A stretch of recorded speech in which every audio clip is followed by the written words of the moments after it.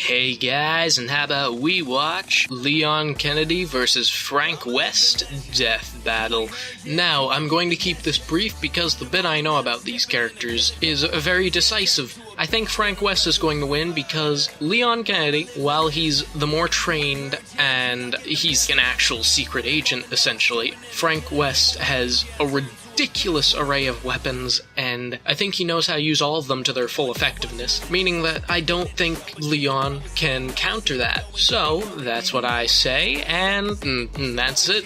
And you know, I might get it right, might get it wrong. I don't know, but either way, let's start our show. Play.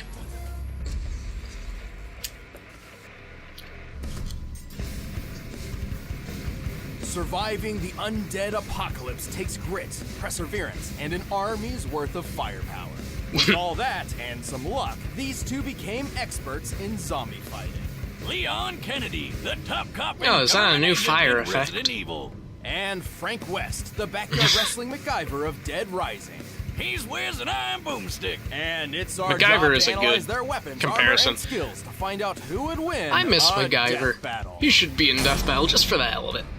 Just for the hell of it. As a child, Leon Scott Kennedy's father instilled in him a strong sense of justice. Following in his footsteps, Leon joined the police force, determined to uncover the darkest riddles and uphold the law. So, for his first ever assignment, he took the biggest challenge he could find. Instead of picking an easy job like dishing out dastardly parking tickets, he was off to Raccoon City to investigate a bunch of mysterious murders. His instincts were good, perhaps too good. Officer Kennedy wound up choosing the A bit of most thunder. challenging and dangerous assignment he possibly could have. Turns out Trash Panda Town was due for a big old zombie outbreak. Trash Leon Panda? got stuck in the middle. Don't do How's raccoons for like raising a that. rookie? He wasn't a rookie for long. After fending off the zombie threat and even taking a bullet, From the grassy knoll? Leon was recruited What? by the American government as a special actually don't agent get that bodyguard joke. and their go-to specialist for apocalyptic events. In all cases, the people that are bitten become infected themselves and go on to attack others. The only way to stop the spread of infection is to destroy the infectee's brains. Shoot them in the head.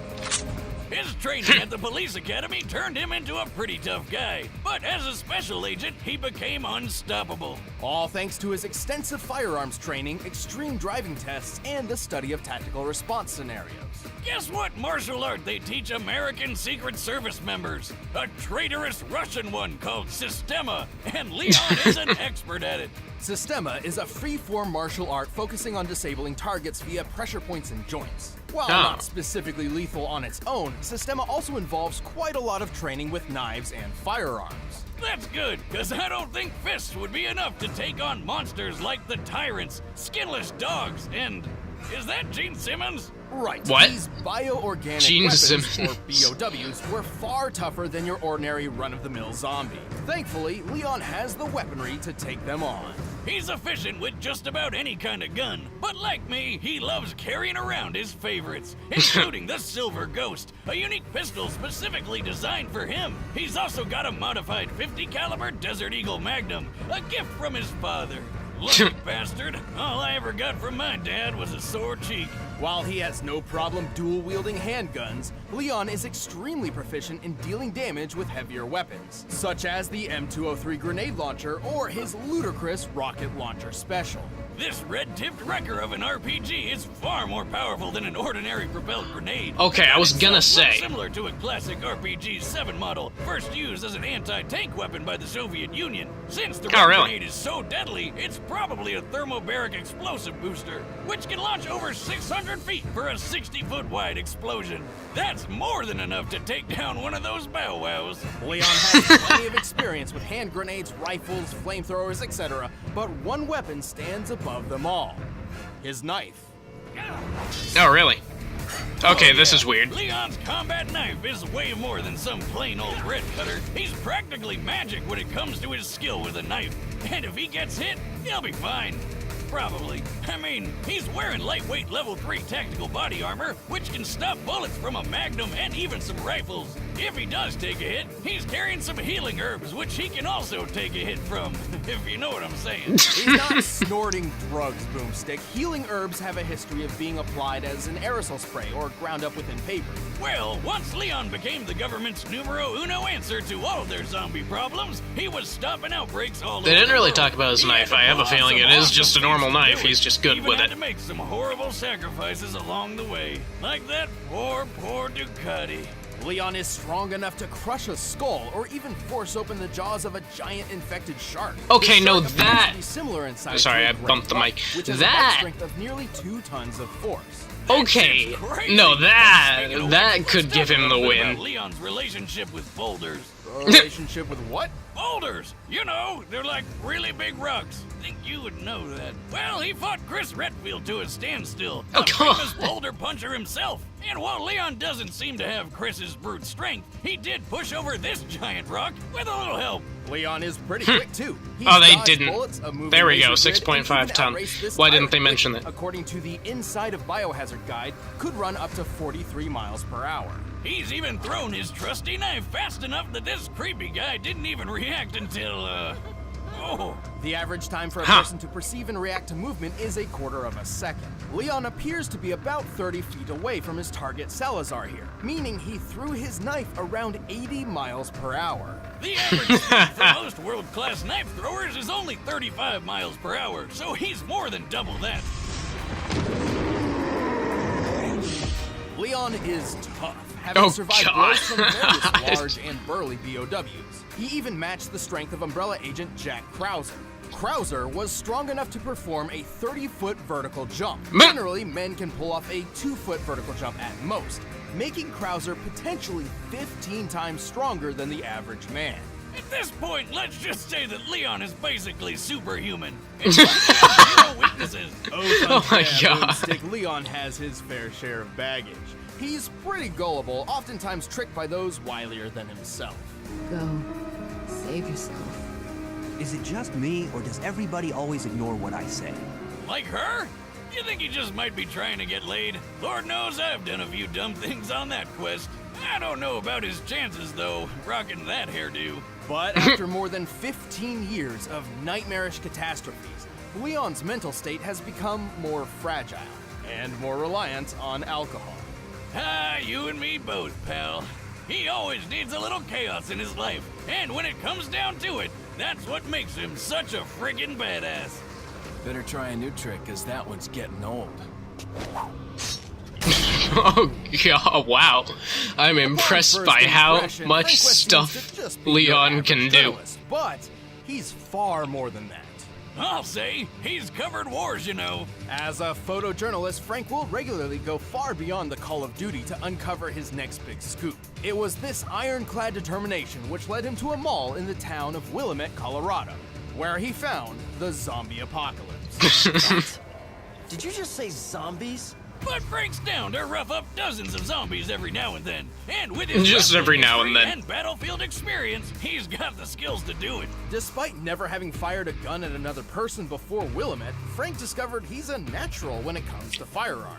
He's handy with all sorts of guns, like pistols, shotguns, machine guns, and Oh, a what beautiful is- minigun. no, what was that I love machine it. gun? He's even got a silver ghost, a unique pistol specifically designed for government agent Leon. Hey, wait a minute. But bullets can only Wait, hold last on, so what? long against a never-ending zombie. Wait, no, horde, what? so Go back Frank to was that, forced what? to improvise. And thanks to being in a shopping mall, he had plenty of options. From obvious choices like sledgehammers, baseball bats, and chainsaws to out-of-the-box picks like shampoo, lipstick, lawnmowers, and a shopping cart, Frank has an uncanny ability to effectively weaponize pretty much anything he gets his hands on. Garbage, toys, food, you name it. This guy does not overlook anything's death-dealing potential. Literally He even uses everything. Camera flash as a weapon. His primary camera appears to be a Nikon D100, which has a flash color temperature of 6000 K, or crystal white. When used up close, it's nearly as effective on the eyes as a flashbang grenade. Anyway, Frank survived the zombie horde with flying colors. His next step was obvious. Profit from it. He became mean, yeah. famous overnight. He was named the Hero of Willamette, hosted a TV show, and scored all sorts of endorsements. His love of using baseball bats to smash zombie skulls in even landed him a great commercial deal with Deadwood Pro Baseball. Damn, so he's making tons of money off of killing people. This is an actual thing. I know, right? All these zombies were technically people once, so when you really think about it, this whole situation is pretty Freaking awesome! Ah, living the dream, buddy. Anyway, fame is a fickle mistress, and it wasn't long until Frank's 15 minutes of fame were cut short. He eventually became a college teacher, but not before several more encounters with the undead kind. And the more he fought him, the more creative he got about it. Oh my god, Frank's was that greatest a... asset is his impressive What was that? nothing but his blood, sweat, and tears. And a shitload of duct tape, Frank perfected the art of combination weapons. like the paddle saw, where he took a What? kayak paddle and strapped on a couple chainsaws for a rip-roaring good time. The electric crusher is an invention combining the power of a car battery with the weight of a sledgehammer, crafting a Mjolnir for mortals. I'm just sorry. Freak is a freaking wheelchair powered by a car battery, firing machine guns all over the place. Stephen Hawking could have even beat death with that. He can make a laser sword by sticking a gem into a flashlight. Don't ask me how. And the Reaper is the unholy union of sickle and samurai sword. I'm sorry. Wow, and all that is just scratching the surface. Oh my He's even got God. combo vehicles. What like the is this? exosuit, That's a suit made of slurping machines. which shoots ice tornadoes. Talk about cool, pun intended. What? Even stranger, Frank has used an arcade machine to miraculously copy some of the powers of fellow Capcom characters. Dante! Wizard, Frankie. No, he's not magic. These powers come directly from costumes most commonly obtained from the machine. For example, he can don Ryu's ki to perform hurricane kicks, or Mega Man X's armor complete with the Mega Buster. You are looking No, weird. Dante is the one Changes. I'm... Sadly, Frank eventually was caught by zombies and wound up becoming another mindless slave of the undead horde. But it's okay, he got better. Frank has pulled off a lot of impressive feats. Despite having little formal training aside from maybe a 3-day combat journalist crash course, he's killed hundreds, maybe thousands of zombies, giving him one of the highest body counts in video game history. He's really strong too. He can pull a zombie's limbs and head off, no problem. Jesus. And in the exosuit, he's pushed around a 2-ton car. He's tough enough Jesus to survive Christ. long falls and devastating helicopter crashes with little issues. And he's quick enough to catch up to and board a train moving 15 miles per hour in less than 3 seconds. He can even hop off zombies' heads like a ninja so well that the zombies barely even notice. Wait, they don't notice that he's literally jumping off their heads? How the hell does he pull that off? Very careful. But Frank has fought more than just mindless zombies. Yeah, like some crazy clowns with chainsaws and a freeze gun, and plenty of other psychomaniacs. This is my stuff! Including Lance Corporal Calder, the world's first intelligent soldier zombie. Also, I think it's important to note many of these feats were performed in a span of 72 hours with no sleep or rest. According to a study on sleep deprivation in 2010, an average human's physical and mental health begins to severely deteriorate after 36 hours of no sleep, resulting in disorientation and even hallucinations. Here I thought heavy drinking was the only way to legally hallucinate. Well, time to binge Netflix until I trip balls. Whether by inhuman stamina or just a shit ton of adrenaline, Frank was in peak condition for twice as long as he should have been. There's that journalist determination again. Journalist Sure, he determination. may be a bit of a self-serving asshole, but he's pulled off the impossible more than once, even when he got into his 50s. Once a survivor, always a survivor. Snag your very own disposable Digi-Jeep disposable camera. It's fantastic. What? I mean it. Seriously. I need a raise. All right, the combatants are set. Let's end this debate once and for all. But first, let me tell you about how you can be the MacGyver of the kitchen. No, of course. Oh no. I don't like dubstep. I don't like... Well, no, I don't like dubstep food. No, this isn't even dubstep. It's more like house. EDM. Best way to put it.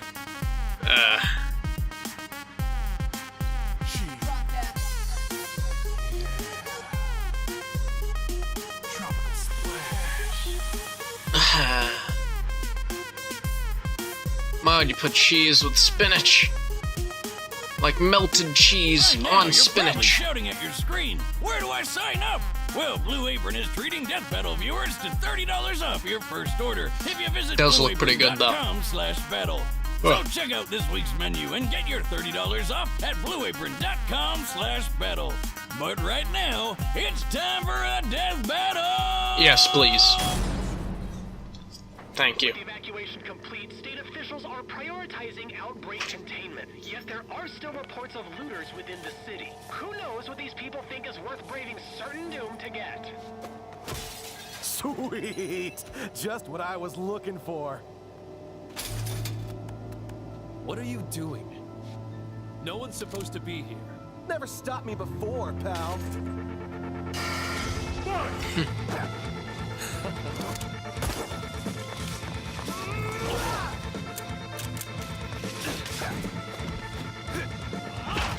Batter up! Oh! Wow. He just cut the bat in half.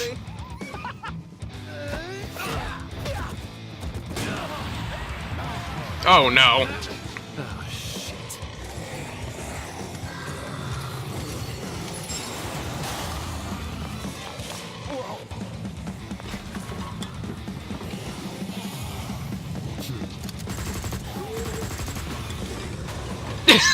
Just still building. There's there's Mjolnir.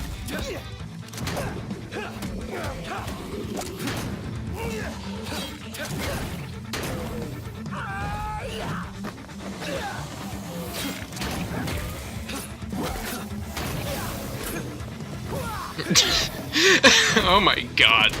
Is this a custom sprite? Give it up, man. You can't keep up with me. Wanna bet? I've covered wars, you know. Is that like his line? That's nice, but I fought them. Oh boy. Lucky me.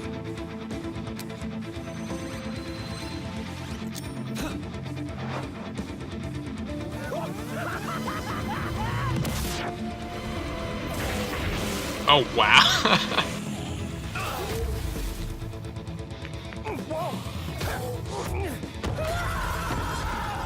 No, you're fine.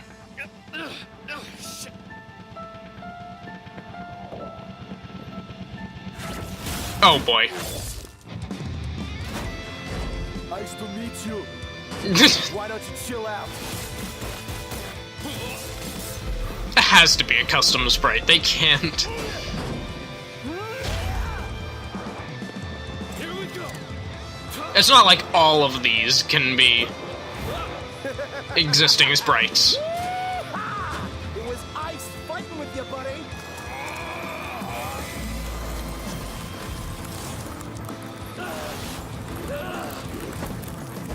What is he doing?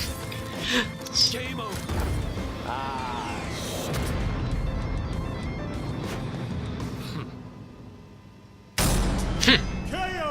Something tells me Frank won't be coming back from the dead this time. Frank's cheeky strategies and endlessly creative arsenal certainly put up a good fight, but in the end, Leon just had him beat in nearly every other category. Frank was one tough cookie, but Leon's superhuman abilities were just more impressive. Frank's pushed a 2-ton car, right? Yes, which is similar to Leon holding back the shark's 2-ton biting force. But his boulder feat was much more impressive. Exactly. By comparing the boulder's And that's size the to thing, they Leon, didn't it even appears to have mention weighed around 9 how strong tons that would at have minimum. to be. While Leon did have help pushing it, even half of 9 tons is much heavier than anything Frank's lifted or pushed.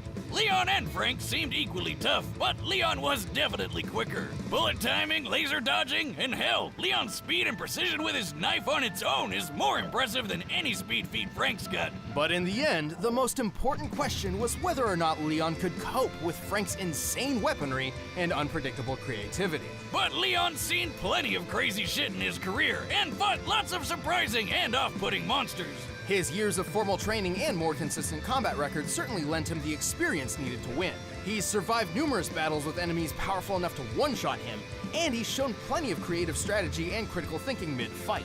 Like when he fought Tyrant Glenn, using momentum from his own injuries and throwing a friggin' motorcycle through the air. Leon was just too fast, too strong, too experienced, and too badass. He was frankly on his game. What? The winner is Leon Kennedy. Frank Leon, I get it, but like, why? Why would you do it? Check out commentary for this episode. You can click the little box right over there for a first membership trial. And if you want to grab the music from this fight, go ahead and do so. It's down in the description. Now, Doctor Strange. What's his name? I know the other guy. Fate. Well, that'll be interesting. That is Marvel vs. DC. I don't know. I don't know enough about Fate. Doctor Strange has a lot of ridiculously cheap things he could do. So we'll see about that. Anyway, I enjoyed the fight. I feel like the end, it's not that it was confusing what happened, it's more just very slow. It just sort of happened. Here's one step. There's another step. Frank is dead. Like that end bit where Leon was jumping out of the ice tornado should have been invigorating, should have been, I don't know, it should have held my attention, but for some reason it was just really slow. But yeah, I did like it overall. I won't say I'm particularly excited for the next one, but it should be fun regardless. Doctor Strange is an interesting character to have, but I know that a Doctor Strange 3D model is probably a bit too much to ask. I expect it to be a 2D fight. Like, that doesn't happen very often. I expected this fight to be 3D because they have so many models that they could choose from. But no, they did it 2D anyway. And again, it looked good. I'm pretty sure it had custom sprites. I really don't have anything else to say, so if you enjoyed my video, you can leave a like down there. If you didn't, leave a dislike. And if you want to see more videos like this from me in the future, then you can subscribe to my channel. Anyway, I will see all of you in the next video.